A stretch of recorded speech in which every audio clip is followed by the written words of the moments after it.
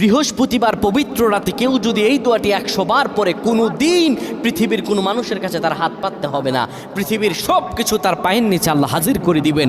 দারিদ্রতা থেকে মুক্তি দান করবেন, বিপদ আপদ থেকে মুক্তি দান করবেন, তার সম্মানকে সুউচ্চতা দান করবেন, অসুস্থতা থেকে দূরে রাখবেন। আল্লাহর অশেষ দয়া ও রহম তাকে দান করে দিবেন। সুবহানাল্লাহ।